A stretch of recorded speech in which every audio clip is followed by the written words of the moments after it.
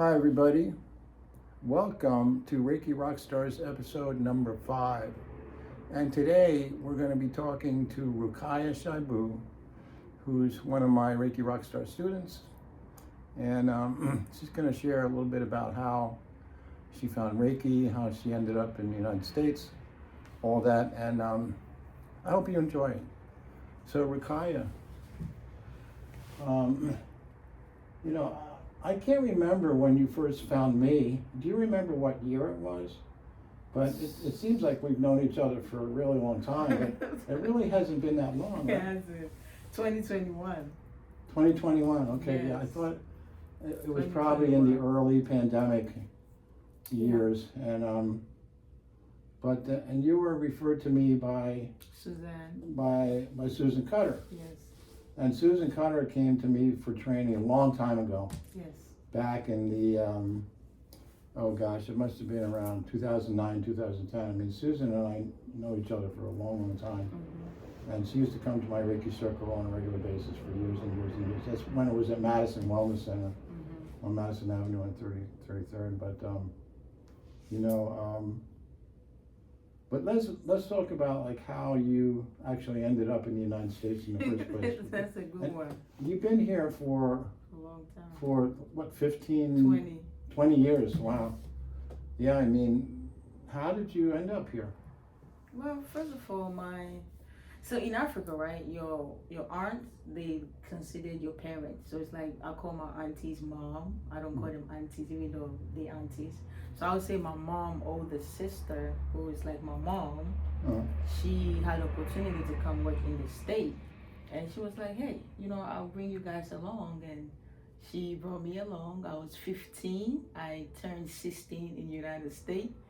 And then when I was 18, which I had finished high school, she only came here for 4 years. Did you already speak English when you came here? Yeah, because in Ghana, we speak English. Even though we have the local dialects, but English is like one of the primary languages that we speak. But is that also French? Is that one? Yeah, we learn French in school, but French is not really like our language like that, Yeah, so, you came here and you started going to school as soon as you came here? Yeah, I don't think I stayed home more than a month. Maybe like a week or two. And then, she was like, we gotta go to high school and find you school. And I didn't want to go to school because I was a little scared. Like, I'm about to be a lot of white people. Growing up in Africa, everybody's like my complexion. Yeah. And I'm over here, I'm seeing a group of people. I'm like, I'm about to go to school and see white people. I was a little scared, but my mom was like, you're not going to stay home? You got to go to school. I was like, okay. But did you go to school? Long Island City High School. I used to live in Queens when we first came here. We used to live in Jamaica, Queens, Southton Boulevard. And I went to Long Island City High School in Astoria, Queens. Yeah. So it was a big trouble. I had to take the E train and transfer to this train and, but I made it and I went to school. It was, I think my first month, I was just looking at everybody in class. I just look at the white people. For black people, when I see black people, it's like, that's my people. I just see them, that's my family. But when I see other race, like I seen Indians, and not saying that I never seen white people. There are white people in Africa, but it's mainly, like you might see one white person here and there, but to come here and actually see them and be in the same class with them, sit next to them. But there must have been several African American people in your classes. Queens is like they got a little bit of every kind of people. Was there. You got the Greeks and the African Americans and the Latin Americans and I lived in Lion City. There was Japanese people living there. Everybody was there. That's what I love about New York City. So, I also wanted to talk about how when you were young, even when you were first born, didn't you tell me that one of your relatives actually was kind of spiritual and they recognized you as like a medicine woman? So this is the thing, when I went back home 2018, I don't want to give the gender, so maybe my family might say this, be like, oh, so you knew. So I don't want to give the gender, because if I do, they would know who that person is. Okay. But one of my family members, he or she knew that I was gonna coming to the family. Like, it's like this person had the revelation that a child was going to be born, and that child was me. But I wasn't born yet. So when I was born, that person had the revelation again. And this person never said anything. The person saw the younger me, the teenage me, and the me now with the dreadlocks and all that. So I went home 2018, and you know, as an African, when you go home, you go visit other relatives, you know, you go say hi to your great uncles and everybody. And one of my relatives seen me, and I said something to this person. We were just having conversation, like we having conversation, and I said something, and the person just looked at me, but they didn't say nothing. So later on, when I came home, you know, came back to the state, and the person reached out to me and said, I knew you was gonna be born before you was born. But again, my family is religious. I would say on a scale of 1 to 10, I would say 9.99% are Muslims, and maybe the 1% Christians. So together they're religious people. So this person is a religious person, and I think maybe they didn't believe it until they actually see me. When they saw me 2018 with the dreadlocks and a little tattoo, then the person couldn't believe it. It's like, oh my God, this is her. Like this, you know. So the person reached out to me and said, I know you're a spiritual person. I know you're very deep. You say a lot of things that the family don't give you credit for. But behind your back, they be like, how does she, like, you know, they're like, how, I don't want to curse, but it's like, how does she know all of this? You know, but in my faith, as African, you know, as a child, you're never right. The adult is always right. And so when I say things to them, they don't say nothing. But according to this person behind my back, they wonder, you know. And I remember some time ago when my late mama, who's my grandma, when she was alive, and some of my uncles and aunties, they always be like, you resemble our father. The only difference is he was light skinned and you are black. His height and everything. So I used to be like, well, I'm reincarnating him. I came back as me. I used to just joke like that. And so when this person saw me, and I think the dreadlocks is what, it was like the epiphany for the person, because the person saw the child me and the adult me who had dreadlocks, but he said I had on like a white dress and I was healing people. That's what the person saw. So in Ghana, people don't wear dreadlocks? They do, but now it's common, but back then it wasn't too many people. But it was there. They have the Rastafarians. They there. That's a sign of spirituality, though, because of Rasta and Bob Marley and all that kind of stuff. Yes. Yeah. But growing up, they saw Rasta as, and being from a religious family, they seen it as not godly. Like, why you have to do your hair crazy? Rastafarian, it's really Christian oriented, right? Yeah. So, and they have the Pibby Bible too. It's a special Bible. You ever hear about that? Yes. I've never seen one. Me neither. But you know, I was watching a video online, and they were talking about how the Book of Enoch got taken out of the Bible, and there was all this like cool stuff in the Book of Enoch. And the Romans, you know, when they co-opted Christianity, they eliminated a lot of stuff. And because they wanted to be able to control Christianity. Yes. And so I mean, the Christian Bible still has a lot of great stuff, but a lot of the cooler stuff is missing. And the Rastas, I think they knew about that, you know, Ethiopia, you know, I mean, as far as I'm concerned, they have the real Christianity that wasn't taken over by the Romans, you know, the Ethiopians, Haile Selassie, and really cool. But, you know, when I first started to get to know you, when you were taking my classes and everything, I was like, we would talk about different things, and it was during the pandemic. I was like, wow, this woman just really has some wisdom, you know, because you can see things and you can know things that the average people. And, you know, I'm that way too. How come they can't see what's going on here? Yes. And for you, it was easy. You could see because you have the vision, you know. You're a medicine woman, you're a seer, and so am I. So I was like, man, I like this woman. She's really got juju, you know. She got power. And, it's just been great to know you and to work with you, to go, you know, give you all the trainings and to see you work, you know. like when I see you treating people in the free clinic and stuff, I was like, yeah, man, this is. And then, like, she'll be treating somebody in our free clinic, and that person will, after pretty soon, that person's like, they're like deep in the zone, man. Yeah. You know. So yeah, I've always had a lot of, you know, you're like a soul sister for me. You know what I mean? It's like, you know, you are. You're going to keep getting better and learning more. And I mean, this is your Reiki room here. You got the beautiful massage table and everything, and you're treating people, and you just love to do Reiki. I love it. But what I want to know is, like, now you're just a young woman in the United States, and you're, you know, living in Queens. And then when did you move to the Bronx? Wow. After Queens, I moved to Brooklyn. Then my boyfriend and I moved to Manhattan, and then I moved here. That's 2009, 10. That's when I moved here. I moved to the Bronx. Yeah. Okay.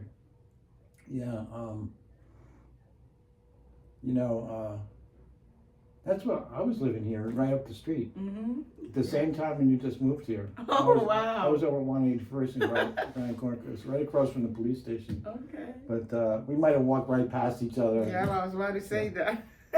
But what I want to know is, like, how did in your life, I mean, it's not like everybody was talking about Reiki, all your friends, and they weren't teaching Reiki in school. How did you find out about Reiki?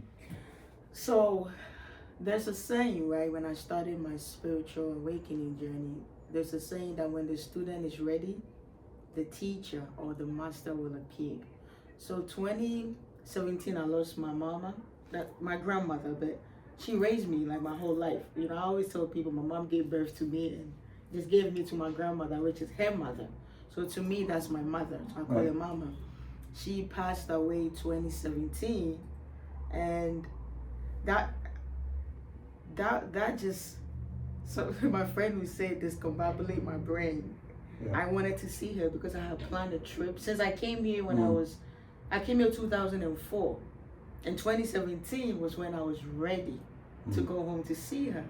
So, you know, we talked 3 months for me to go see her. She passed away. Yeah. And I was furious. I was angry. I was mad at God. I always tell people I'm the only person that really fought God. Like, I had a fight with God to the point I was like, if I could see you, I would beat the shit out of you. Like, why you took my mama? But there's a saying, your arms are too short to box with God. And you're gonna lose if you get in a boxing match with God. I know, man. I was fighting in the air. I was throwing punches in the air too. Like, you don't even love me. Why you couldn't wait 3 months? Like 3 months, you know. Yeah. I was angry, but they took your grandma away from you. Yes. And your mother, really. Yep. But I felt like I lost both. I lost my mom. I lost my mom and grandmother. But your grandmother, did she have the spirit wisdom? Was she like a medicine woman? And I would say my grandmother, now when I look back, I would say she was spiritual, but because she was born in Islam, and you know, the timing, she was 88 when she passed. So let's just say she was born in the 40s, 50s. Women really didn't have rights, and she being in Africa was a whole different story. So even if she had the spiritual knowledge, she couldn't practice it because of Islam. Because of the culture. Yes, example. I give one example. She had a dog. She has love for animals. She had a dog, and one time we was talking, she was like, I have to leave the dog on the street. So, and I was like, why? She said, because in Islam, dogs are not this. And I was like, but Allah created the dog. Yeah. And I didn't know I was an empath that time. I just knew I feel people. And I could sense it through the phone that she was heartbroken, that she let the dog go. You know, and I was like, I don't know if I said, F Allah. Because why would you leave a dog? I felt bad because I knew how. Yeah, I said it over the phone to her. She know what the F word meant. But I was like, Mama, F Allah. If Allah made the dog and you met the dog and you've been raising this dog to a certain age, and all of a sudden because somebody wrote the Quran and said Allah said, but in your heart is broken. She was really, it was hurting, and I could feel it. But again, because of her religion, she had to let go. Yeah. You know, that's, when you bond with a cat or a dog like that, I mean, it's usually cats and dogs that people bond with. It's if they die, if they're taken away from you, you're grieving just like it was a person. Yes. Because they bring so much good energy into your life, and you know, the dog is just unconditional love, and you know, and cats are very in touch with the spirit world. They can see spirits and everything. But yeah, one of my other students is married to an Iranian guy, and in their country they don't have pets. There's like, pets are just animals, are dirty. You know, we don't do that. And she had to have me to cast it for her because her husband couldn't do it when she was on a trip. Oh, okay. Because they just was like, in our culture we don't do that. Yeah. You know? But it's, you know, I get that, you know, and that was very difficult for her. But yeah, I mean, to bond with a dog like that is they love you and you love them. They're just like a person with fur. Yes. You know? That's true. But the other thing I wanted to ask you is, well, I just did ask you. How do you, you know, a young woman that's here in America and you're in the culture of America, and how did you first hear about Reiki? So when my mama passed, and I got on YouTube, and I wanted to, anything about spirits. I wanted to see her. I wanted to ask her why you couldn't wait 3 months to see me. That's all I wanted. My mind. So I was watching. I started following African spirituality, and they were talking about white people are the problem, and I'm like, I don't want to hear that, you know. So I kept following and following. I'm reading books. People will tell you, yeah, read this, read that. It just didn't. So I was watching a YouTube video, and my real name is Rukaya. Right. So I'm watching a YouTube video, and till today, I don't care what nobody say, it was my mama. She needed me to see that. You know how when you're watching a YouTube video, you get like suggestion of other videos. Right. So let's say I'm watching you, but it was my mama that did it. It was God. It's like she just did this to me. So my focus went from you to the next video, and the next video said Reiki. Now when I saw Reiki, and my name is Rukaya, and the short form of Rukaya is Ruki. So when I said Ruki, Reiki. So I clicked. I clicked on it. I never knew that. That's the short form. Like my family really call me funny. Mommy Rookie. But yeah, you know, I mean, that was before you started your own YouTube channel, right? Yes, that was way before that. Yeah, I mean, YouTube is great. I mean, I made so many discoveries on YouTube and found out about, because you look on the videos on the side, they're showing you stuff that you think you might be interested in. You're like, oh, who's this? What's this? Yep. It's great. And the person I was watching or listening to was Dolores Cannon. Yes. Yeah. And there was something about her, maybe because she's a grandma, because I just do. She spoke things that resonate with me compared to the African people I was listening to. Yeah. And so from there, that's when she was like, your loved ones are not gone, they reach you just don't see them, stuff like that. And my eyes just went zoom. And so when I clicked on the Reiki video, I went on Google to Google what Reiki was, and it was like, energy cleansing, it's align your chakras, you feel good. As soon as I seen it, I'm like, I need this. I just said I need this. So I went on Google again to search for Reiki in the neighborhood, and I found one. It's in the Bronx, but like the suburb, a little bit like the suburb. And as a black woman or a brown woman, whatever y'all want to call me, I was looking for a woman of color. Yeah. And so when I found this lady, I emailed her and we exchanged numbers and we communicated. We agreed this day I'm going to come in. Now, let's say I'm supposed to meet today. We're supposed to meet today. I'm calling her. She's not answering. I'm texting her. I'm emailing her. She's not answering. So now I'm getting upset. I'm like, I was like, F this lady, man. If you don't want the money, somebody else want the money. Like, and I'm mad. I'm like, I'm choosing you out of everybody I see because you black. And I'm talking to myself. But again, what is meant for you would never pass you by. So I went back to Google again, and then I seen Susan Carter, Foreign Sales. Now, mind you, we lived in Jamaica when we first moved here in 2014. We stayed in Jamaica, Queens for 2 years. there was a lot of Indians, Guyanese. And Right. weekends when they cook the spice, my Yeah. mom was like, I don't like the smell. Smell the curry everywhere, yeah. So we moved to Forest Hills. We lived the last 2 years in Forest Hills. So when I saw Susan Carter, Forest Hills, I'm like, oh, this is a familiar place for me. I can't get lost. You know what I'm saying? So I went for Suzanne and I reached out to her through email and she reached out to me. We started texting and she was like, whenever you're ready, blah, blah, blah, blah. She called me and then she asked me what led me to Reiki. Yeah, I told her. she owns her own house in that neighborhood, right? Oh yeah, I never been there. They have like a center. That's where I'll go to. I'll meet her and then we do the Reiki. It's like a big studio. Yeah, I thought she was seeing clients at her house. Nah, maybe now, but Yeah. when I started going to her, But what year was that? 2018? That was before the pandemic, so I would be like 18 or 19? 17, because I was right in after college. your grandma died. Mm-hmm. Yeah. Yep. You know, the other day when I was treating you, remember? I saw your grandma. She was right there. She came in and she's like, uh-huh. Yeah. I like how you find that she was right there. That's true, because I was laying like this and I felt it. I always know. It's like, that's my mama. When I say, Mama, I need you to come down. I just know. I feel like I be bothering her sometimes. I be like, I be bothering you, Mama. Even today, I was looking at her photo. I said, let me tell you something. Jody gonna come in today and we're gonna have an interview, okay? You know, That's so beautiful. it was Yeah, Suzanne. That's something that I realized, like, you can do that. You can just talk. I mean, I'll just talk to somebody that's like lives in New Jersey or something because I want to give them a message. I'll say, hey, it's like if we do blah, blah, blah, da, da. And they may not hear it in their ear, but it goes into their mind and then they text me or something like that. Yeah. And I could talk to my mom, my dad, anybody in the spirit world. Yes. It's not like they're separate from us. You know what I mean?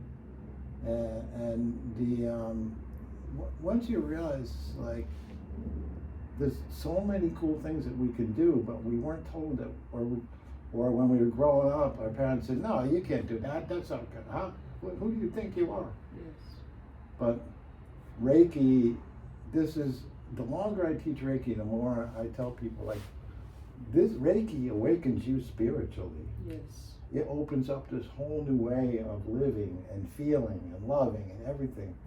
Yes. And so, I mean, you're experiencing this with your journey with Reiki, and it's a wonderful gift to have, to get initiated into Reiki, which really is, I mean, Reiki's practiced all over the world by millions and millions of people. Yes. And that's what I love about it. It's like, if you want to do Reiki, if you want to do it, then you can do it. Yes. It's not complicated. It's simple, You take one class for one day, and then your hands warm up, and then you can do healing touch. You learn the 5 principles, you learn the history. Yes. It's, you guys out there that are watching this video, if you want to learn Reiki, just do it. I mean, you can do it. It's going to be incredible in your life. And, Listen to him. Yeah. But, so that's how it happened. I never knew that. Yeah. And actually, that's how I found Reiki too, was I was reading books. And I actually, it was 20th anniversary of Dear Spirit Reiki on Friday for the first day of spring, because everything for me started, I was taking the training, but my professional practice of Reiki started on the first day of spring. That was my first Reiki circle at the Madison Wellness Center in 2006. So now it's 2026, 20 years. I celebrated 20 years. Okay. But, it feels like in 20 years I've lived like many lifetimes. So much experience, so much knowledge, so much learning, so much being able to be of service in the world. It's just, and sometimes I wonder, how could I have possibly done that? But you know how I could do it? I got out of my own way, so that energy could flow freely through me. Yeah. And then, because in the end, are we really the healer, or are we just the conduit, the delivery person for the healing? Crazy. I said right? that today. that's, you got to stay humble doing this. Yes. You know what I mean? Because then you become a clear conduit for the energy. If you start thinking, well, I've been doing this for 20 years and I'm one of the best, blah, blah, blah. No. Then you're not in the right state of mind. The humility is so important, and because it's the higher power. Whatever you want to call that. Could be maybe you're not religious. It's not a religious practice. It's an energy practice. Yes. It's a spiritual practice. Yes. It's universal spirituality, and I've taught people I'd only been teaching for like 3 or 4 years, and I was like, man, I have students from like 30 different countries. I have Asian people and people, all different kinds of Latin American and this and that. It's anybody can do it. I have people that were Muslim, that were Christian, that were atheists, that were Jewish. That's the beauty of Reiki. It's really for everybody. It is. And so just wonderful that you found it. You were meant to find it. Really, I really was. And the first session I had with Suzanne, this is why I tell people, you sometimes when I broadcast myself, trying to sell myself, I say, whatever religion you belong to, Christian, Islam, whatever, just come in and let Allah use me to show you his powers. If you're a Christian, let God, Jesus, use me to show his powers. If you are spiritual like me and you say the universe, let the universe use me to show you his powers. I'm That's just right. this is how I say it, which this morning I said in the kitchen when I was making breakfast for my kids. I said, this is how I know it might sound crazy. I said, the reason why I'm chosen is because I had to do the work to rise up from being in darkness, because God is light and the devil is darkness, and you chose darkness, but you crying for God to help you. So I have to be the one to move my darkness a little bit higher. So I'm not light like God, but I'm lighter than you, and so I can connect to God to help heal you. So Right. I couldn't have the right words to put it. I was just No, that's a good explanation. that's where I said it. What you just said, Mm-hmm. that's about like in order to do this and to be a good channel, you have to take really good care of yourself. Yes. You can't have addictions or be doing like creepy, sneaky stuff, or Yes. you have to maintain a level of integrity and, Yes. and just like basic self-care. Are you, doing your personal hygiene? Are you doing your Reiki meditation every day? You know what I mean? Yes. Prayer meditation, all that kind of stuff. But and then you can keep getting better at it. Mm-hmm. Because you are doing your part to stay clean. Yes. To stay free from drama, and maybe you get in a relationship that's where your needs aren't getting met, or you're being abused or something like that. Yes. Got to get out of that relationship. Mm-hmm. You can't be distracted. Yeah. When God chooses you, you gotta let go of a lot of things, because now you're working for God and God is light. So anything that's gonna be a distraction to you, you have to detach. Yeah. You can't have a lot of drama and chaos in your life. No. You need that peace of mind to check, to talk to God. Absolutely. And then when I teach Reiki, I tell people, let yourself smile when you're giving Reiki, because if you're happy and you're touching people with that happy Reiki energy, guess what? They're going to be happy too. Yes. So it's coming through you, and you have to be in that state of allowing it to flow freely through you, but you also have to keep your game clean. Yes. And that's something that once you really, even just like the first time I got a treatment, I was like, wow, this is amazing. I'm going to do this. It's like, I'm going to learn this. I'm going to teach it. I'm going to go all the way with this stuff. And then you just naturally, you don't want to do anything that's going to mess that up. Yeah. Like, this stuff is so good. It's like, I'm not going to do anything to compromise myself, because it just feels so good to do it, and then to see the other people be so grateful. Oh man, I feel so good after that treatment. Yes. I treated this woman, and she's a new volunteer in our Reiki clinic, and she's an older woman with like been practicing acupuncture for a long time. I was like, I want a treatment from her, and she gave me a treatment, and I was like, wow, it's like I really needed this treatment. I felt so much better afterwards. Yes. And then I wanted to give her a treatment in return, so I gave her a treatment, and then she was like, oh my God, I feel like I'm so in this wonderful state of just calmness and peace.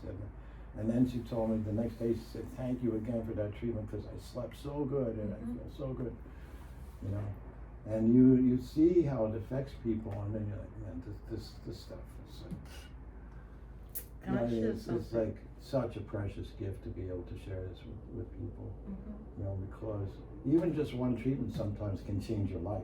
Yes, and it was one treatment for me. And so tell me about the first time you got treated by Susan. So when I went in, we already spoke on the phone, like a little consultation stuff. So when I went in, introduced myself. She had a client before me, so she was done, drank a little water, rested maybe 15 minutes, come in.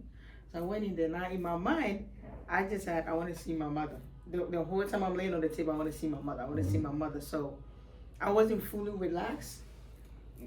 When she did the front, and then I had to turn over, that's when I was gone. I was asleep. And then when I woke up, I have to share this, and I say this to a lot of people. When I never knew that I was carrying a lot of load until I got Reiki. And the reason why I have to put in that words, because I don't have any words for it. When I say that I was carrying load, after my session with Suzanne, I felt light. I became like a feather, like I was walking on clouds, and it felt like something has been lifted off me.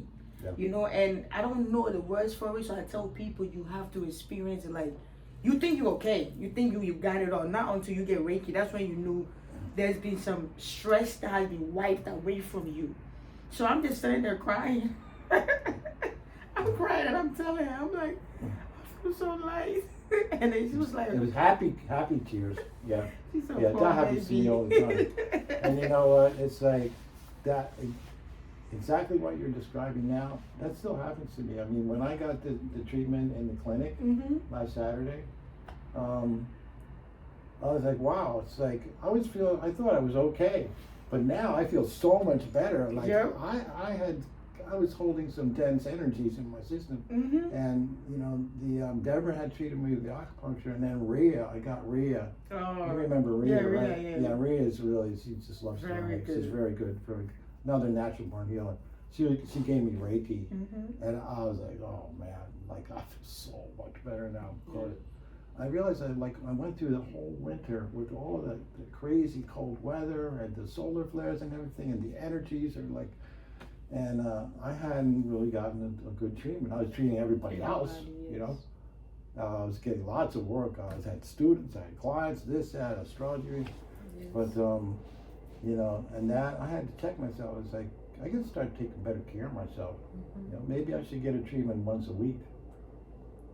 But and that's something that you get caught. This is like all healers go through this. I don't care if you're a doctor or the massage therapist. Yes. You just want to help people, and then you're helping and helping and helping and giving and giving and giving, and then you start to feel messed up. Yes. Because you were giving too much and not getting your own needs met. Yes. And that's something that it's still a work in progress for me. Yeah. I mean, I do my meditation every day. I take good care of myself. I'm taking all kinds of like herbs and vitamins. Also, I get my exercise. But Reiki is I went through like January, February, and most of March without really getting treated. I was treating myself, but it's different when somebody else treats you. Thank you for saying that. Because people be like, how you Reiki? I'm like, have you ever seen a masseuse massaging himself?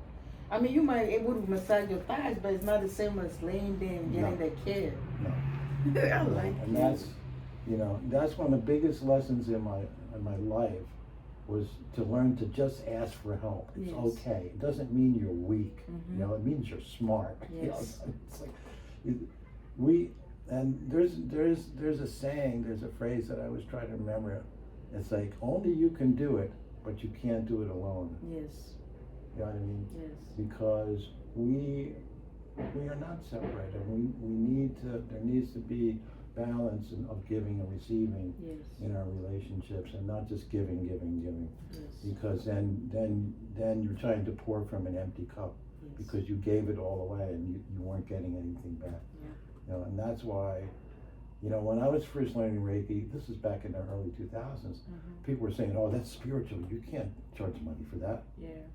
I never bought into that. I was like, no, I'm going to get paid for doing this. You know, I'm giving something of great value, and I mean, it's like, what is the dollar value of Reiki? You can't put it. You can't. Honestly, you can't. Because it's priceless. Yes. You know, it's a precious gift that you're giving somebody, and you should get paid well for it. Yeah. And really true. But you know, I mean, I'm not just charging hundreds and hundreds of dollars, and like, you know me, it's like I love doing my free sessions and my community service sessions and everything. And then if I get a student, you know, I mean, when you were starting with me, you were in college. I wasn't charging you full fee because you know, you couldn't afford it. You gave me college discount and motherhood discount. I remember it was like, you were a mother, I give you a discount too. Single mom and you're in school now. You're going to pay whatever you can afford, because we're going to do this. You know, that's nothing going to stop you. Because I once I saw you and I realized who you were, I was like, wow, this woman's going to go all the way with this stuff. She's going to be really amazing. You know? So. Yeah, thanks for sharing that. I mean, you never really told me the story of your first treatment, but that's beautiful. I cried. And then I told Suzanne, I said, I want people to feel this. Then the other side of me, like my spiritual side, was like, I want people to feel this. I want people to feel light. Then the other side of me, like, I don't like people. Like, I don't, like, they don't need to know this. You know what I'm saying? And then Suzanne looked at me, and when I said, I want people to feel this, she was like, maybe you should become a healer. I mean, she looked at me. She said, you already have it. Like, it's like she just read me. She's like, you already have it. And I'm like, yeah. She was like, you know, when you're ready, you're going to do it. And every time I get a session, I used to do it once a month. I kind of incorporate that as my self-care. So I'll go, and every time I'm like, I want people to feel so good. And she's like, when you're ready, you're going to take the class. And then one day I asked, I'm like, and I feel like God was just talking to me. It was like, you ready for the class? And I'm like, nah. Every time and it's not voice. I don't hear voices, but it's like the thought. But I know it's a higher. And I'm like, So one day I went in there and I'm like, I want to take the class. And but how was that? Like a year went by, or 2 years, or how long? I would say maybe a year, or maybe close to a year. Yeah, something like that. Maybe a year, close to a year. I mean. Or maybe close to 2 years, because I started Reiki at 2017, and then I came to you 2021.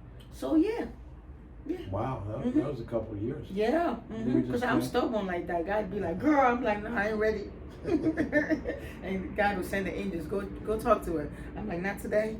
But then when I'm finally ready, I was like, Suzanne, I want to take the class, and then she was like, I knew it, and then that's how. She gave me your info, your contact. Yeah, she doesn't teach Reiki. She just doesn't, and so that's why she referred you to me. And as they say, the rest is history. Yeah. But you know, the other thing I wanted to talk about is you're going through a big change in your life right now. Yes. And it's really exciting because you are going to become more empowered, you know, and you're going to start doing this on a higher level. And when I treated you a couple of weeks ago, you told me about the dreams that you had. Yes. And I was like, okay, wow. That's what my mama came in to seal the deal. So can you share about those? The dream. Yes. So I had a dream, which if you listen, my dreams are not just dreams. My dreams to me are revelations. It's every time I dream about something, it happens. So dreams are revelations to me. I saw myself and my mama in a group of women, and I would say a younger lady. I wouldn't say she wasn't like, maybe like my age, somebody in their 30s, but not 50, not grown, but I would say like my age group, 30s, 20s, sitting down, just like you sitting down, and there's a group of women, and these are women of color. That's just what maybe because I'm African, so that's how God presented it to me. And the girl was sitting down, and then the group of women, they crowned the girl. Now, mind you, my mama was part of the people that crowned the girl. And I'm just like, I'm just watching the whole thing. And they were dancing. When they put the crown on her head, they were dancing. And my mama danced, and she came and stood next to me. So it's like I was standing next to a wall like this, watching. And then, she danced, and she came in, and she stood next to me, and both of us was watching the young lady that got, I think, a stool, like, a queen or something. Now, I didn't know the word was initiated. When I woke up, which I was laying right here, when I woke up, I was like, Mama, was it me? Did I get initiated? And then when I was making breakfast that morning, I was listening to a tarot reader. Sometimes I just watch it to kill time. And the lady was like, yeah, some of you are spiritually upgraded. And then she used the word initiated. I said, bitch.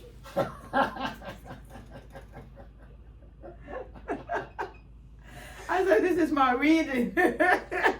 So you knew that was you that was getting crowned. Yes. They were showing you your own initiation. Yes, it was beautiful. They were dancing.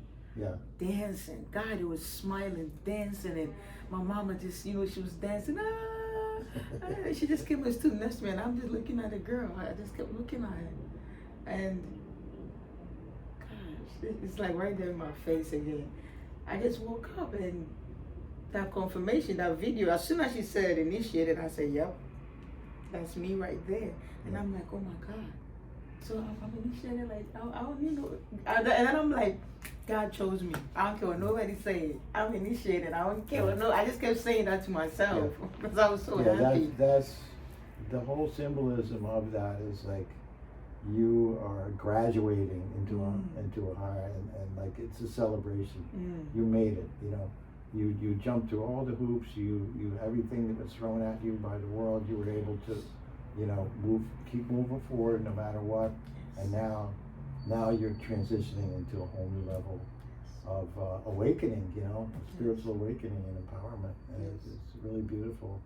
I mean, I had come over here to treat you because you were having symptoms, and that was part of the initiation process, because as you go through the initiation process, you have to shed the old stuff. And you weren't feeling well. I don't remember the symptoms, but I just get tired. Oh, you were tired. That's right. Yeah. I just got tired, so I could walk downstairs or take my son to school.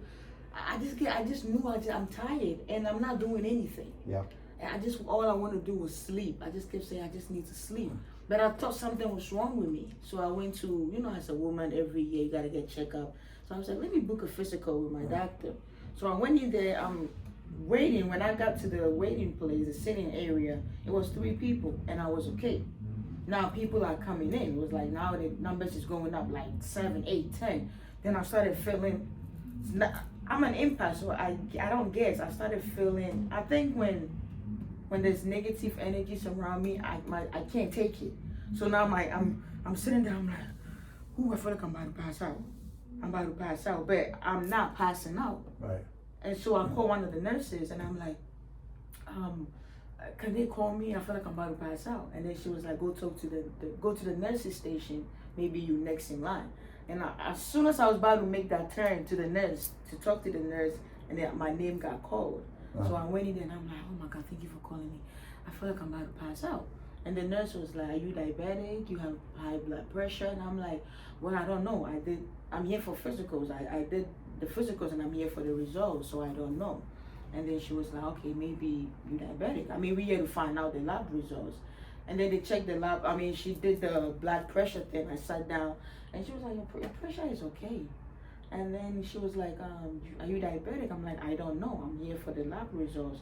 So she gave me alcohol, you know, the alcohol swipe, I think, for me to smell it. So I'm sitting there smelling it, and then all the nurses coming in, are you okay? And I'm like, yeah. And they keep asking, are you diabetic? You got blood pressure? And I'm like, I'm here to find out. So they called the doctor. I went in there. The doctor was like, oh, your cholesterol is a little high, but you don't have diabetes, you don't have pressure. And I'm like, but I don't feel They told okay. you there's really nothing wrong with you. Yeah, and I'm like, but that's because you were going through a spiritual transition. Yes. And that is, and now I remember you telling me, I just feel tired all the time. Mm-hmm. And you were becoming even more empathic. So you were feeling like all the suffering in the world, Mm-hmm. and it was kind of overwhelming. Yes. But that's the process where you're actually starting to embody more light. Mm-hmm. And that light is pushing out the darkness as you're embodying more light. Mm-hmm. I remember after I took my first couple, like level 1 and level 2, I was going to these spiritual events and stuff and meditating and everything. But and at the time, I guess I was unemployed at the time because I was living in Land City, down by the river. You know, I'd take the N train to Broadway and walk all the way down, and there's a Costco there and everything.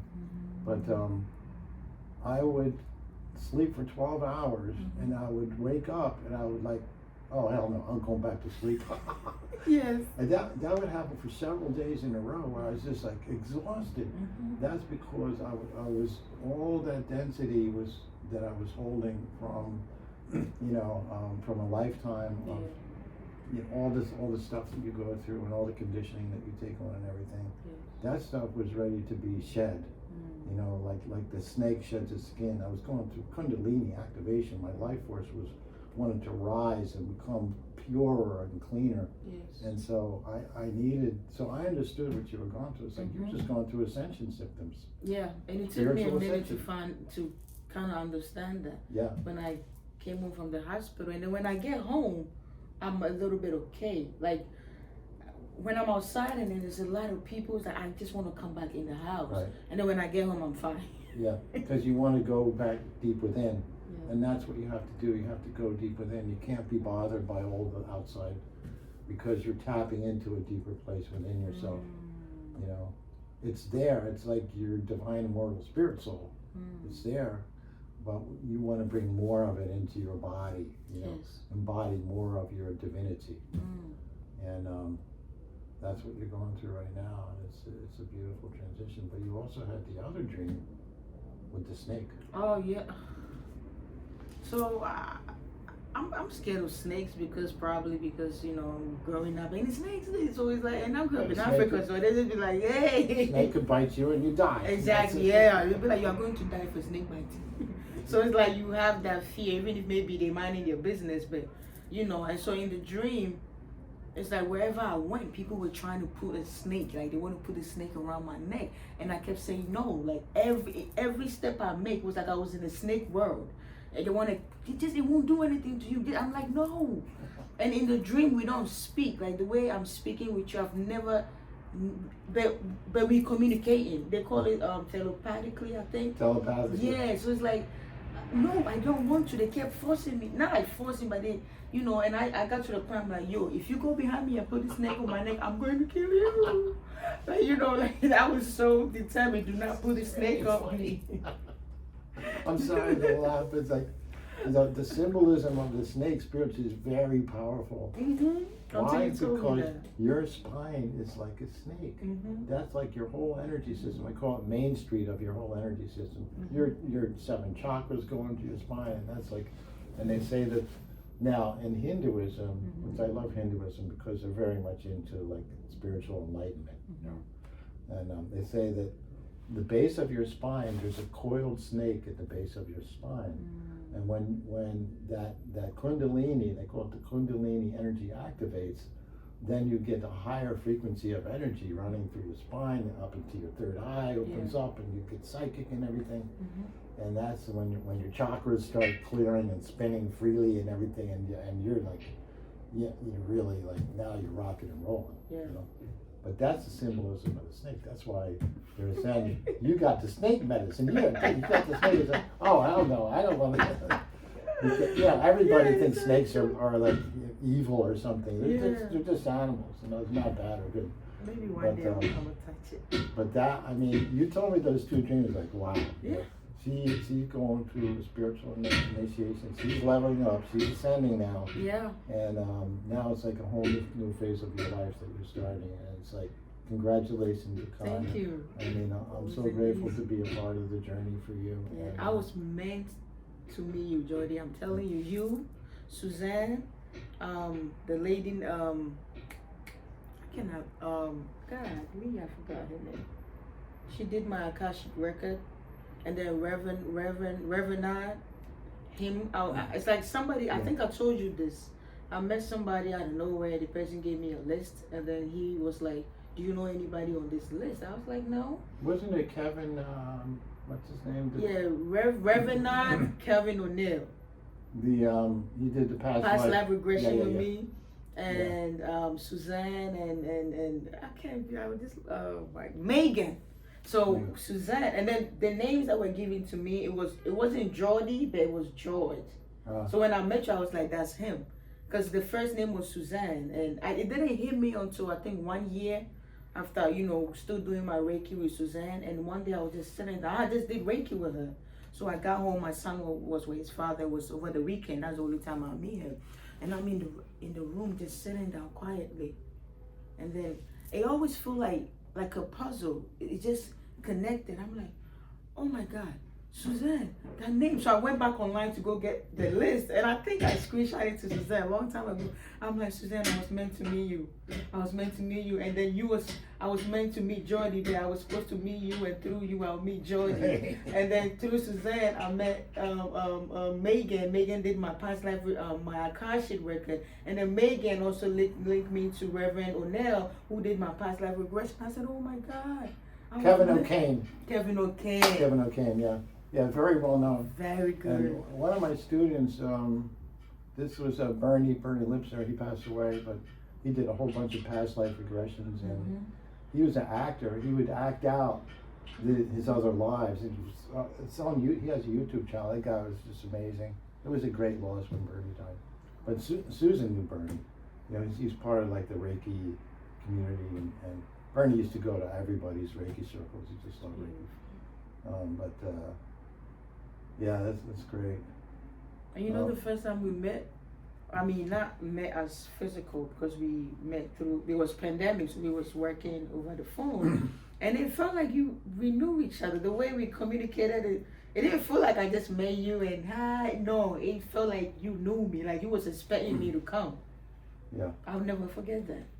Yeah, I mean, I was coming over here, I was like, when did we find each other? I was like, and I was thinking, it's like we've always known each other. Yes. It's hard to put a date on it. Yeah. But that's like when, I describe it like this, and everybody kind of knows this. Like, you meet somebody new, and then you have this affinity with each other, this instant. It's like, this is like a long lost friend from another lifetime or whatever. Yes. It's like we have that. It's like we're just like, soul family. Yes. And it's like, I don't have that with all my students, but the ones that really go through all the levels and really, really incorporate Reiki into their lives, because I mean, you'll probably teach someday. I'd be very surprised if you don't start teaching someday. But you will realize that like a lot of these people, they'll take level 1 and 2, or maybe even they'll go through all the levels, and then a few months later, they're just trying something else. They were just kind of dabbling. They're playing around with different things to see what fits. Yes. But then there's a small number of people, it's maybe 15 or 20%, that's like, oh, this Reiki, man, I'm going to be doing this for the rest of my life. I'm going to give myself Reiki, I'm going to give my cat Reiki, I'm going to give my food Reiki. And oh, yes, I do. The yeah. food part. Yes, yeah. When I go out to eat, you would think I'm crazy. I say whatever you want. I think I'm at a point in my life where it's like, God got me, so F you. Not in a bad way, right. But I just been through so much, and people came and left, and God has always been there. And it took me through my past life regression when my mama came in and she was like, don't cry, I see you. I was on the train with you and your son, and she was like, you understood my death. Like, you understood it was time for, I knew it was time for her to go because we all have expiration date. But she said, you don't fully understand. But as you keep going, you're going to understand. She said, I see you've already done it. It just needs to come on the physical. You've seen the light. They will come for you. She told me, family, everybody will come for you because you've seen the light, but you got to keep going. One day you will understand. Yeah. And I recently, maybe somewhere last year, I kind of got it. I was like, okay, if she was alive, she's in Africa, I'm in the States, the most we can do is video call on WhatsApp and, hey, mama, how you doing? But now she's a spirit. She gets to protect me. She gets to guide me. Yeah, it's really like you can even be closer now, on a spiritual level. It doesn't have to be physical. Yes. Because in the end, this body is just a temporary suit of clothing. Yes. It's just like when you go to bed at night, you take off your clothes and you go to bed, and then you dream, you go into the spirit world. Like you're practicing living and dying every day. Yes. So, to connect with the spirit world, that's what we're doing as Reiki practitioners. Yes. We're connecting with the heavenly energies and we're just channeling them. So that's why when you practice Reiki in your life, when you get initiated and then you're practicing, your whole life just expands in like beautiful ways. Yes. It opens a door for you to be so much more than you were before. You never even knew that you could feel like this and do things. And, you know what I mean? And your psychic abilities, your spiritual abilities just open up. And it's an incredible process, and that's it's just great to see you sticking with it and going through. You just got to do initiation, and so where you're at now, what do you see for yourself? Like when you think about your future, what do you imagine yourself being, and doing, and like just say 2 years from now? 2 years from now. What's your life going to look like? What's your plan? What's your goal? My goal is to work as a Reiki healer, and not just only Reiki, but also therapy session, because I'm very good at it. And I always tell God, you gave me this wisdom, you gave me this knowledge, and I've lived the life. I've done the marriage, I've done the schooling, I've done the childbirth, so I can guide people, I can teach people. You can be a kind of spiritual counselor. A counselor, yes. And also, I kind of envision myself speaking to a group of women, and not only women. I always say women, but then when I do pray to God, I say, and a few men who are open to receive the truth. Because a lot of men, they have programmed us to hate each other so much that when you're telling them the truth, they're like, oh, because you're a woman. And it's like, if you really pay attention to what I'm saying, we've been pinned against each other. Yeah. You know what I'm saying? So I always say, and the few men that are ready for the truth, that I see myself as speaking to people and healing people. And I feel like maybe someday, which I believe it will happen, is if I retire back home, or maybe if I get to the level I want to get where I can go back and forth, I want to have a Reiki, just like I have my own space here, I want to have a space in Ghana and then heal people there too. That's really all I want to do, is heal people. Yeah, the world is getting better now, and we're going to have, I tell this to people, and they look at me like, what the hell are you talking? We're going to have world peace. And it's going to be, the old paradigm control system was like the rich elites, they call them the elites, ran the banking system, and they thought that they could just, that we're better than the normal, people, and we get to, and they became so corrupt that now that's all changing. Now you're going to have, every country's going to have peace within the country and peace with other countries, and they won't be controlled by the bankers or the royals or the rich people, or we used to call it the 1% that owns everything. That's over. Now all that wealth that was being hoarded by the elitists, that's going to come back to the people, and people. We're going to have like, how can you have 1 billion people starving on the planet? That's crazy. Yeah. You know what I mean? There's no reason for that. Yes. We have the resources. There's just enough for everybody. Yes. Everybody could have a safe place to live, clean water, good food, good education, everything.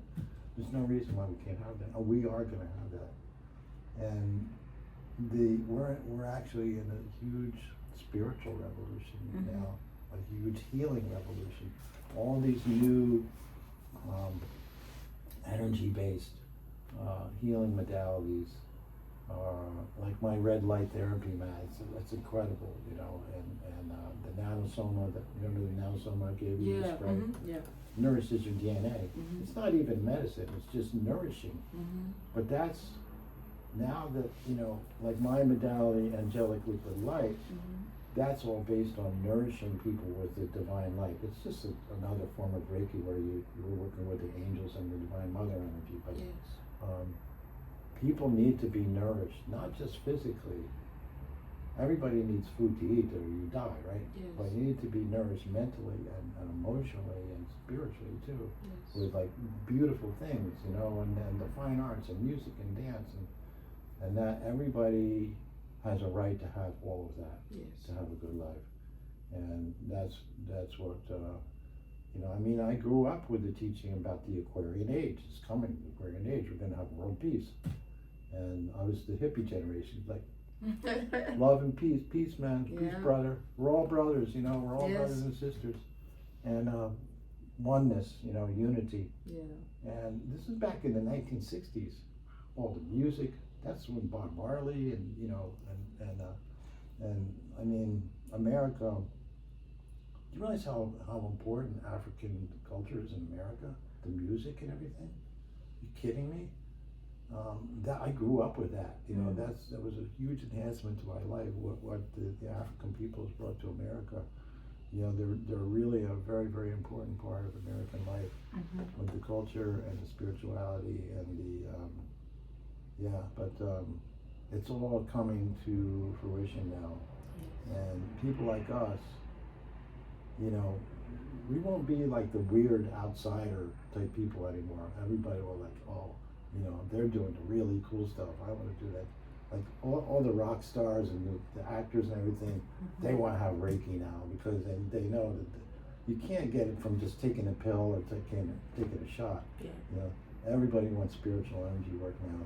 That's the trend. That's like the biggest trend on the planet right now. Is people want to, you know, shamanism, going to, you know, Costa Rica and taking ayahuasca, working with the shamans.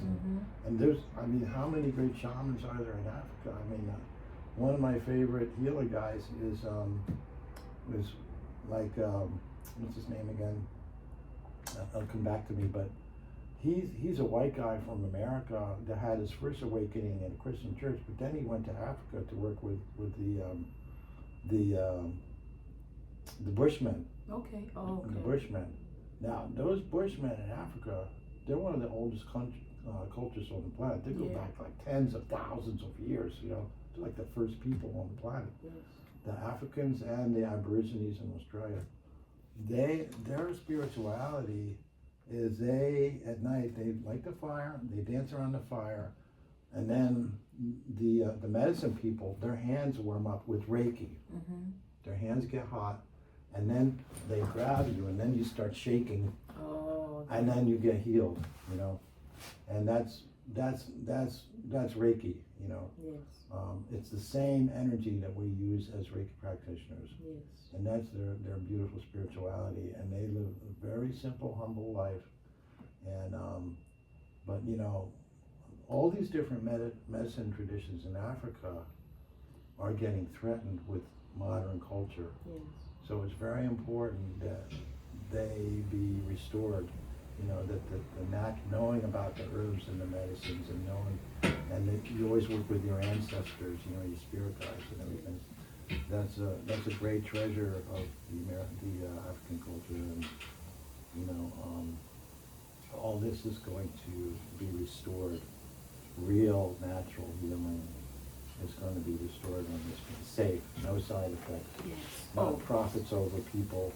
You know, if we get people to take these pills, they'll have to take them for the rest of their lives, and then we can make so much money off of it. And they have side effects.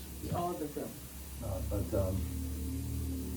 So what you and I are doing, and what, you know, it's not just Reiki, it's all these other yoga and meditation and you know, I mean on YouTube they have like the special frequencies that you listen to. That, the H something hertz. Sometimes I see it. It's all frequency and sound and light frequencies that we do the real healing with, and natural. You know, Mother Earth gives us everything we need. You know, everything. Yeah. For any given disease, the Earth gives us like 10 different remedies for it. It's abundance of medicine, you know, and everything that we need to live is given to us by the sun and the Earth, you know. So it's a very exciting time to be alive.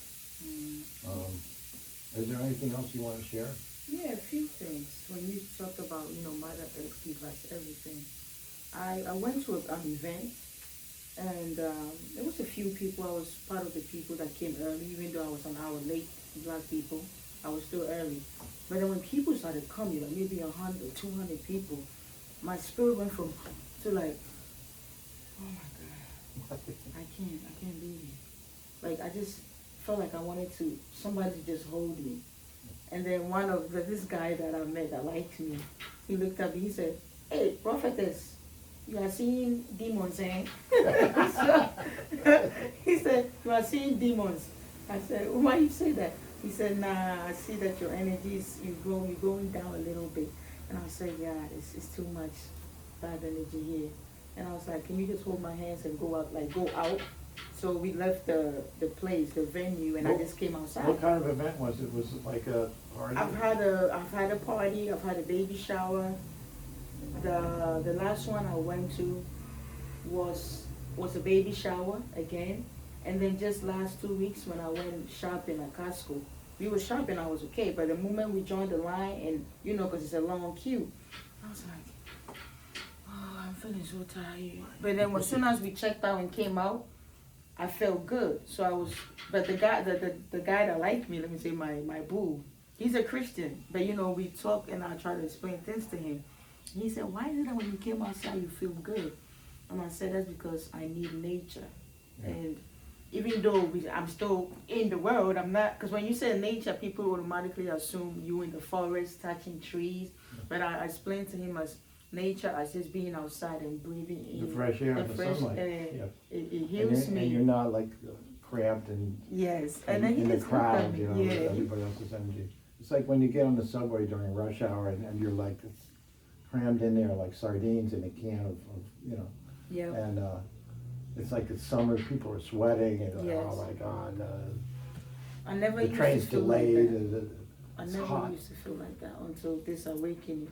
So even until now, if I go shopping, I could go to the supermarket. I won't take long. But if I got to be in a place for like an hour or two, I want to get in and get out. And it's like the moment more people start coming in, that's when I start sensing the energies. I'm like, okay, I need to get out. I need to hurry up and get out. And then also, I had a dream, which is a revelation about myself, that there are people on Facebook. I recently just started, you know, sometimes I'll put a lot of funny stuff, but I have my spiritual days where I put spiritual stuff. And I had a revelation that somebody is going to take a Reiki class, right? But they're not chosen for the work. So it's like the person is trying to imitate. I seen it. I seen the person. The person is trying to imitate me when you do the Reiki and all of that.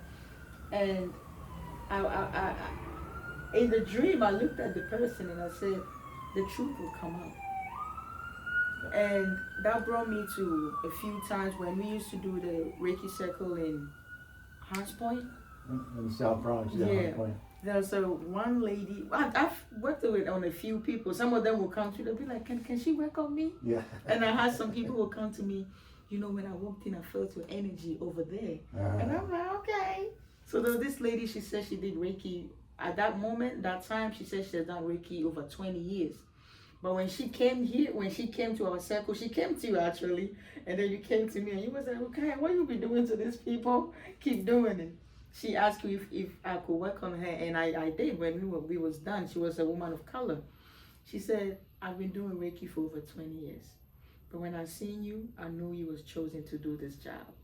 And I was like, for real? She was like, yes, your energy is, I felt you from afar. And then when we came to Brooklyn, another elderly woman of color, she said, she asked if I had my own private place. And I was like, yeah, I finally got my own private place. And she was like, she lives in Brooklyn. Now, if you're watching at Brooklyn or Bronx, it's pretty far if you got to ride the train.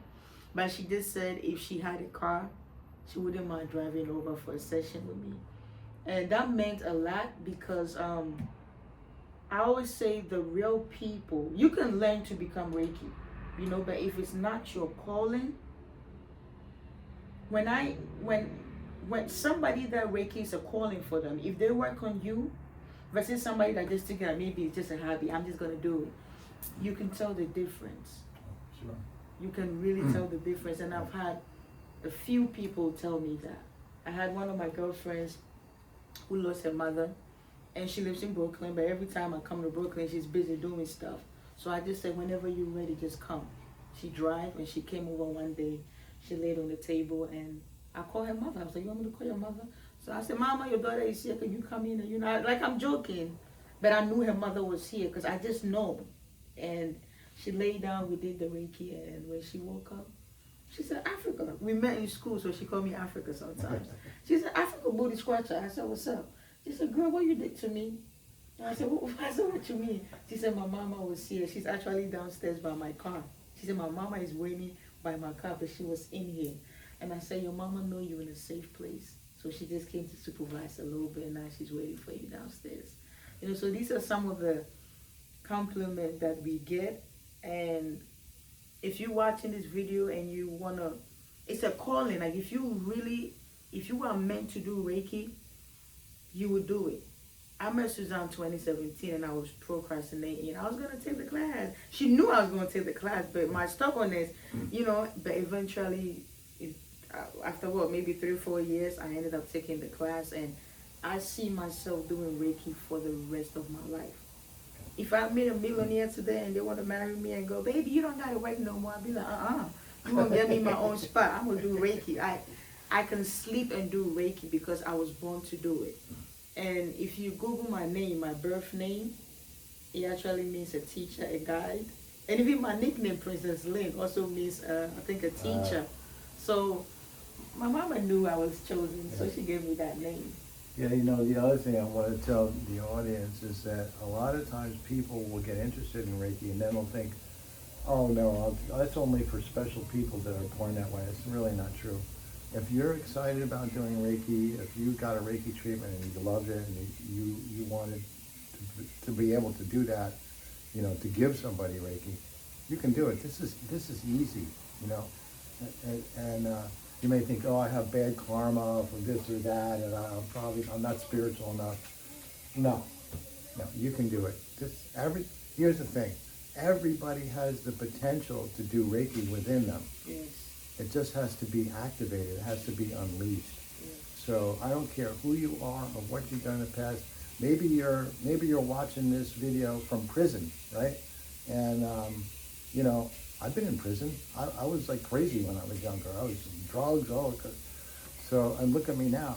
I'm like been doing this for 20 years. I've initiated like over 500 students, and yeah, I mean I'm a foolish rascal still, but I'm a Reiki master foolish rascal. Yeah, anybody that really wants to do this, you can do it. Yes. It's easy. It's simple. You can't fail a Reiki class. It's impossible. Yes. Nobody fails a Reiki class. Mm-hmm. You get the activation. It only takes 2.5 minutes. Your hands warm up, and you're doing it. You learn the 5 Reiki principles. You learn the history. It's not like, you know, trying to get a PhD at Yale or Princeton. No. This is a whole different thing. Yes. You're getting initiated into the greatest spiritual healing lineage on the earth of all time. And it was meant for everybody. Yes. With Sui Sensei, the guy that actually, he did the 21 days of fasting and meditation on Mount Karama because he wanted to achieve enlightenment. Yeah. He didn't realize that he was going to be able to do healing touch. But after the 21 days, and he was an older man, the only thing he cared about, he just had a burning desire to achieve enlightenment, like the Buddha. Yeah. This was in Japan. And he said, I'm going up there, and I ain't coming down unless I get enlightened. He was ready to die. On the 21st day, he was so weak that he thought he was going to die. He'd just been drinking water, no food for 21 days. Yeah. And then, just out of nowhere, he got struck with spiritual lightning. God blessed him. They say it was like getting in the crown chakra, get struck with spirit. He passed out, and he woke up in the morning. He felt totally rejuvenated. He felt like the old man was going to die. He felt totally rejuvenated. He had that incredible feeling of being at peace with everything and at oneness with everything in the world. He was so happy, so excited. He went running down the mountain. He wanted to go to his teacher. He said, "You told me to do the meditation. I did it." But he stubbed his toe on a rock, and he sat down and put his hands on the toe, because that's what you naturally do. You stub your toe, it hurts like hell. And then it healed his toe. His hands, he had the fire, the Reiki fire, in his hands, it healed the toe. Then he realized, I can do healing touch now. That's how it all started. And my son, when he was maybe like three years old, when like summertime, I'll take him to the park. There's a park right there. And one time we was going to the park, and he said, "Mommy, my belly hurts." And I was like, "You sure?" He was like, "Yeah, right outside. There's a tree right outside." He said, "Mommy, my belly hurts." I was like, "Okay, wait till we get upstairs. I have Pepto-Bismol for the babies." I said, "I got some medicine for you." He said, "Mommy." And I just don't know. I was like, "You know what? I got you." And I'll never forget. So I went down on my knee like this. This is what I did. And I had one hand on his belly. As a joke, I play a lot, but that's how me and God, our relationship is different, okay? So I went like that, and I said, "Giver of life, giver of power, you the healer. All healing powers belongs to you. Please heal my son." So I had one hand on my son's belly and one hand in the sky, and I'm like, as a joke, I was just doing this, right? And I'm like, I removed the sickness away. I could feel it Reiki in your hand too. Yeah, it's strong. So less than a few minutes, my son, "Mommy, I feel good." And I'm like, if you're a parent, or even, if you're a parent, you can babysitting your nephew, and you're still a parent. Sometimes when the kids get a little boo-boo, and they just go, "Mwah," they go, "It feels good." And you're like, that hurts. So when he said, "Mommy, I feel good," I said, "You sure?" He was like, "Yeah." I'm like, "Is this boy playing with me?" But when you just said when he hurt his toe and he did that, that took me back to when my son did that. So sometimes I say, God used my son to kind of get me into the Reiki. So I guess I get why you call me medicine woman. It's like it was there. But you're saying you did that before you took Reiki? Yeah, wow. before I did the Reiki. Yeah. Way before, even till now, he don't know the name Reiki. Sometimes he'll be like, he's 11. Sometimes he'll come to me, "Mom." I said, "Yeah. Can you do the thing you do?" I said, "What thing?" Because every time he said thing, I know he means Reiki. So I'd be like, "What thing?" He said, "It's a healing thing when you put your hands on me and then you go like that." I'm like, yeah. So sometimes he comes in here and I give him his own private. He's 11 years old. And I think when I became a healer to 2021, I would give him a little some, I would just, and then he kind of likes it. He will, "Mommy, can you give me that thing you do?" And I'll just give him a little 30 minutes. And you fall asleep. You go to sleep. Nice. So I love Reiki. I love it. I love it. And if it's a passion, I see it as, if you think, I want to become a Reiki and make millions of dollars, I always tell people that God is going to take care of you. Yeah. Everybody didn't come here to be a millionaire. Some of us came here to be okay. Like, we'll make enough money, pay our bills, travel. We're not going to lack. That's what I'm trying to say. Because some people get into certain professions with the ideology of, I'm going to make money. And now everybody want to jump on this spirituality thing, and they just want to, so you got to be. Holistic health and spiritual healing and everything, and that's like a huge business now. Mm-hmm. It's like trillions of dollars. It's like a huge trend in America and a lot of the rest of the world. And, but, it's like, we're not doing this to become rich. We're doing this to help people. Yes. Let's keep that up front. Yes. That's really, and, I've been doing this for 20 years. I'm not rich, that was never my goal. And there are people that make a lot of money doing this. Mm-hmm. and some of them are great healers, but they just, they use social media and they become famous and they can do webinars with like thousands of people, whatever. They write books, and that's fine. I don't judge that as long as you're with integrity. You're doing this from the heart. And money is great. I mean, I would love to have $1 million. I would do all kinds of charity work with that. I would open my own center. I would do all kinds of stuff so I can help people better and more. Yeah. But we do this because it's the fulfillment, the reward you get from it. Yes. There's nothing else like it Yes. in the world. Yes. Because you're giving a spiritual gift to somebody. It's going to make their life easier and happier and better, and they're going to be healthier. And it's just that's the most precious thing you can do in this world. Yes. As far as I'm concerned, spirituality is the only game in town worth playing. Because what are you gonna do? You're gonna just there's this idea is like, what, this world's all messed up. I'm just gonna get mine. I don't care about anybody else. The selfishness and the greed. And when you're in that mode, you can never get enough because it's not filling that hole that only the spirituality can fill. Only love can give you that feeling of wholeness and wealth. That's the greatest wealth you can have is to live a really loving, compassionate life. And this is what every religion teaches, really. If it's a real religion, it's like charity and love and forgiveness. And, and good. Live a life of integrity. Be honest. Tell the truth. And but the other thing is like, it takes courage to do this, and that's something that you have. I was about to say. I was gonna say, can I share that? Yeah. But when it comes to spirituality, I always say that God chooses the strong soldiers because you're going to lose family. You're going to lose friends. They're saying jobs that you're going to lose. You know what I'm saying? And so my mom is a Christian. Okay, my family, like I said, on a scale of 1 to 10, 9 are Muslims, but let's just say the 1% are Christians. And my mom, spiritually, she came to me for Reiki. She said, I want you to heal me. I want you to put your hands on me. But then I on the physical, I want her to say it to me, so I can go ahead and do it. Because I talk to her and I can feel that she needs a little Reiki. Now my mom and the rest of my family, they think it's evil.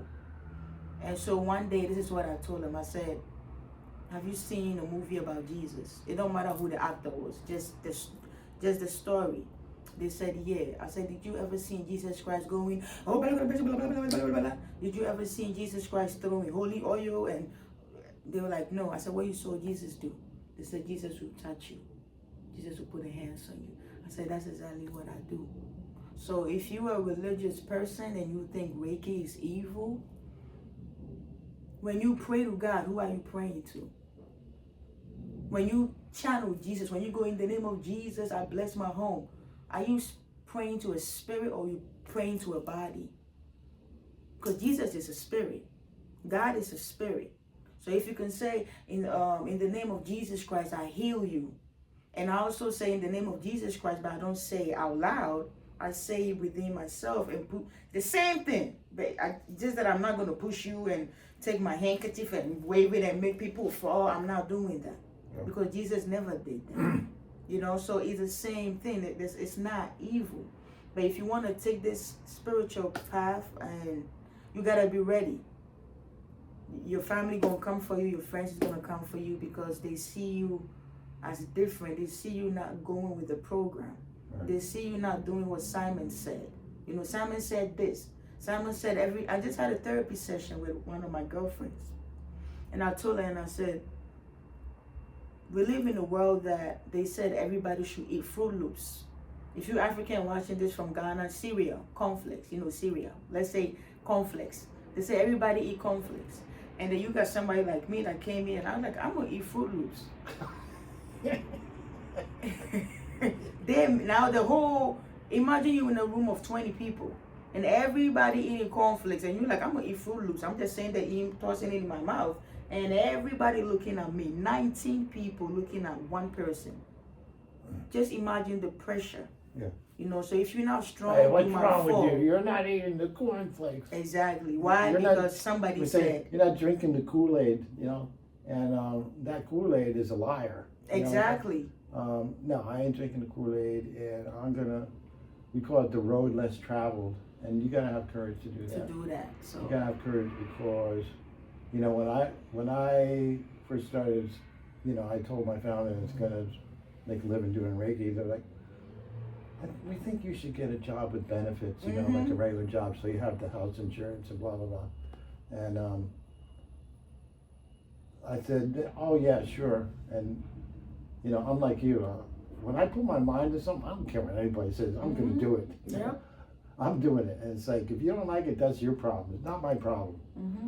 And so once I got successful, they were like, oh, that's so great that you're doing that. We're so happy for you. I was like, well, where were you when I was starting? You know, I didn't get any encouragement at all. Yep. You know, that was, I found Reiki, and I was like so excited. It's like this, I realized my whole life had been leading up to just finding Reiki so I could do my life, what I came here to do. Everything else was just learning this and that and what works and what doesn't work, and you know, and then I finally got to the point. I was 50 years old when I found Reiki, and you know, at this point in my life, I just want to live as long as I can because I'm going to keep doing this for a long, long time. You know, I'm doing all this stuff to keep myself. I'm 73 years old, so I want to keep myself young and active and clear. You know. And so I can just keep teaching and healing and counseling people for, you know, my mother lived to be 103. I want to live to be at least 110 or 120. I want to be there. I want to be there. And you know, my mom. And my mother was a great healer, owner. Now she was a nurse. She did regular medicine, but and she also had psychic abilities, but it would only happen in a crisis. She'd be able to see things that were going on at a distance and stuff and know who was, but you know, I mean, she would never say I'm psychic, but she was. It was suppressed. But she was really a really good nurse, and she got the nurse practitioner training back when they first started it, and she could do stuff that only doctors could do, and she had a long career. She helped a lot of people in her life, but yeah, I got that from her. But my father had an indigenous soul. He was like a native person. He loved nature. We had a canoe. We go out. He was like a Native American Indian guy, but he was like half Polish and half Japanese. I'm a quarter Japanese, but and he didn't talk very much. Also, he didn't feel comfortable in social situations. He'd feel kind of awkward and stuff because he was very inward, very introverted. You know, and he loved nature. He like always like watching the birds and we'd go out and you know, in nature and stuff. But so both my parents had good. They were both good influences on me, and they had good values. You know, they weren't like crazy or abusive or anything. Super grateful for my parents. That's But you know, somebody in my family said when they found out I do Reiki, and then when I went back to college, they were like, I was doing therapeutic recreation, you know, and they were like, why are you not doing nursing? You know, nursing. And I'm like, why? Like everybody in my college, especially all the Africans, nurses. I'm like, we gotta have some therapists, you know, but it was more like, but you know, nurses, they make a lot of money.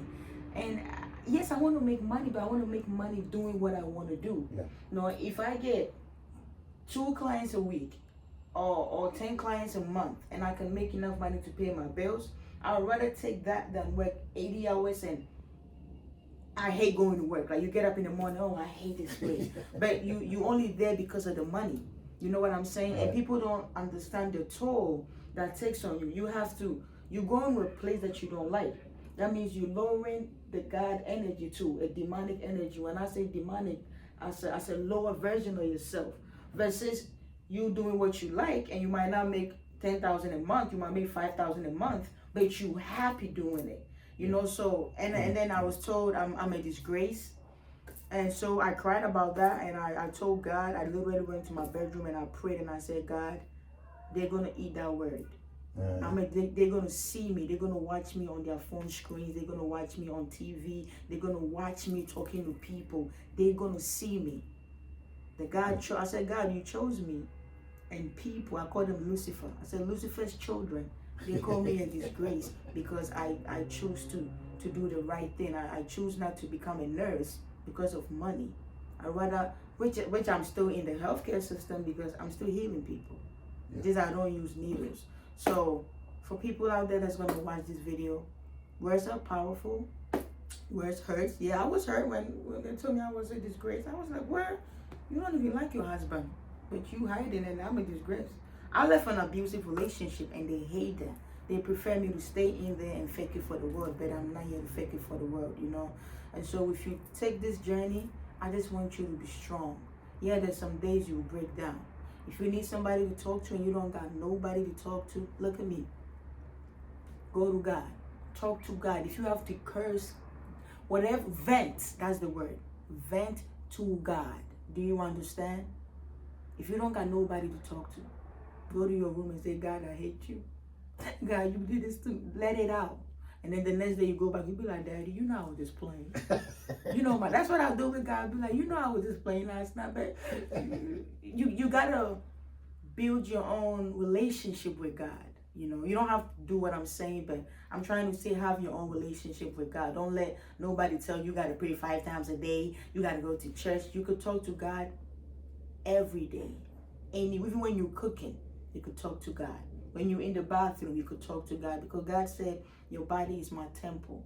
So that means God is inside of you. And as long as you are alive, you got God with you.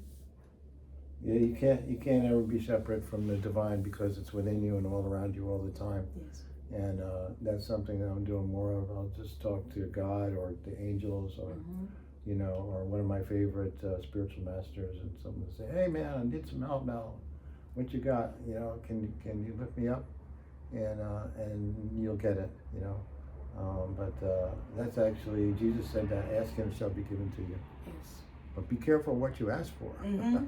Because you might get it and I didn't know this is going to be like this. Oh my God.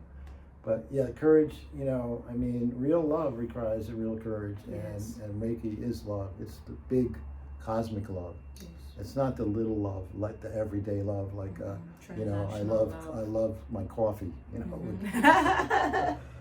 But it's the big cosmic love. Yes. And that's the medicine. Yes. So we are the medicine. Yeah.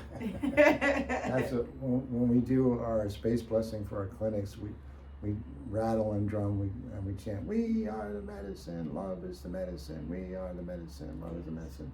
But I think on that note, let's call it a day. And Rukaya, I love you so much. I love you too. You are truly a Reiki rock star. Thank you. You really, really are. And thank you you so much for doing this video with me. I'm really glad I found you. So thanks everybody. And so watch out for the next episode. I don't know who it's going to be with, but I have at least another half dozen or 10 people that I want to interview as for the Reiki Rock Stars series. So thank you all. Wishing you all. Reiki for you. Reiki one love.